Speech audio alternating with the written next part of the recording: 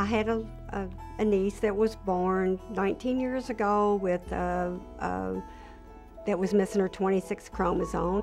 She needed platelets, and my sister asked me if I would go get tested. Right after my 17th birthday, I had a soccer tournament one weekend and had fallen and had a concussion and went to the doctor to get checked up. The blood work showed that I had AML, which is an adult type of leukemia. I had been having knee pains, and we were all like, oh, she's at a growing stage, she's just having growing pains and all that stuff. One time I said, Daddy, it hurts inside my bone. I was not a perfect match, but if I would stay on the machine, someone else would get my platelets, and then they would find what she needed for her. And I said, sure, no problem. Immediately after they called back with the results, I was admitted to CoSara Children's Hospital. So they took me to my pediatrician. They were like, it's definitely ALL cancer, it's leukemia. And then my niece had passed away. So I went back down to Red Cross and asked about it, the program, platelets. And, platelets are only good for 3 days. Well, we need donors, Olivia came into my life, I'm sure, I don't know, probably the first week that I was up at CoSara.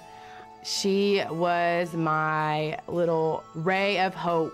I knew that she could relate to me because she was going through the same thing I was. I think I had close to 90 different transfusions from the 6 months or more that I was treated of blood and platelet transfusions that if I wouldn't have had them, I definitely wouldn't still be sitting here today. Yes, we need to go with the blood transfusion, and it was the one transfusion that saved my life. And so the fact that the Red Cross came up with 90 that were able to match me and keep me going is amazing. I look at it like this. If I wouldn't have had that blood transfusion, how would it have wound up? It was like blood I needed that was pure, and it didn't have any leukemia and stuff in it, and it didn't have any cancerous stuff. It was like the perfect water. I needed those transfusions to get through every day. I think when I give that I'm doing something for her, it makes you feel good. I mean, that hey, it does help.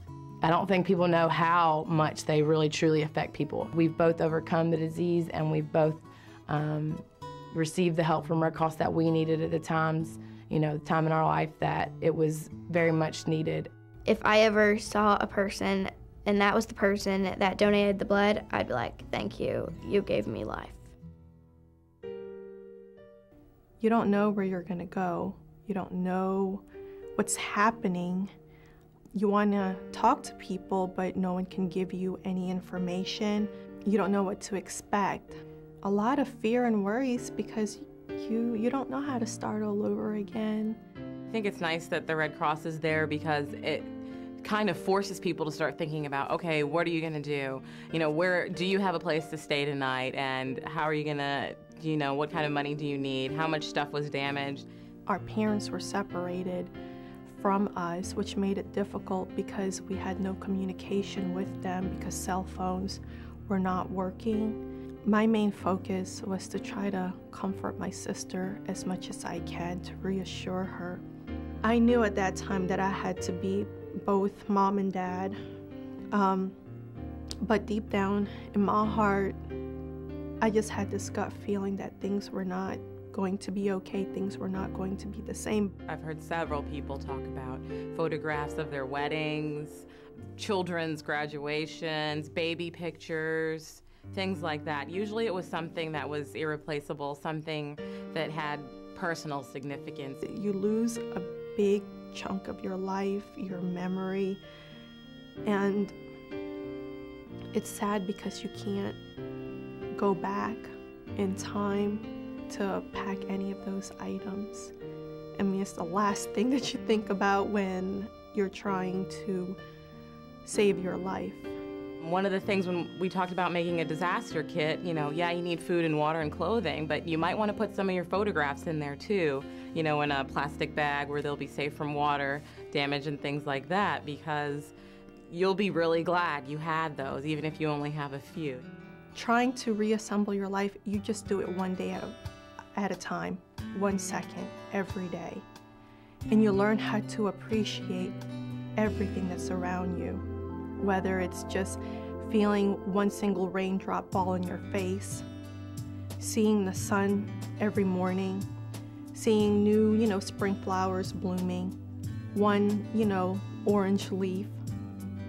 You learn to appreciate things and you find strength from every single one of those things. You try to, you force yourself to give your life meaning again.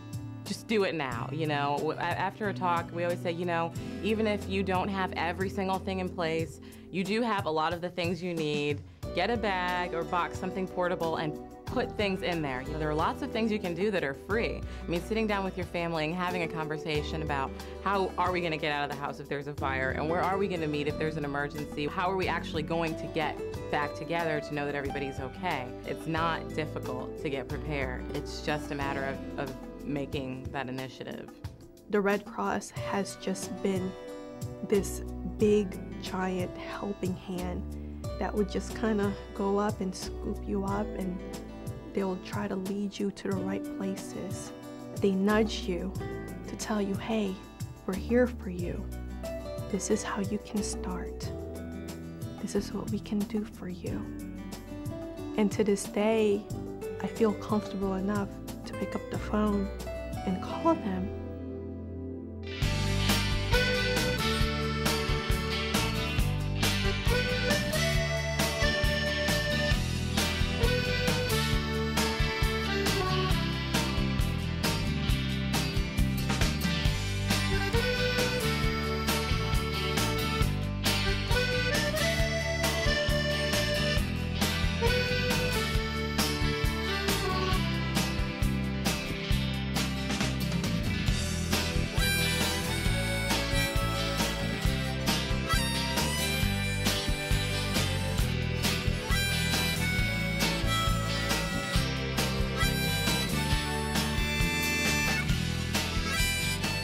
Build a kit.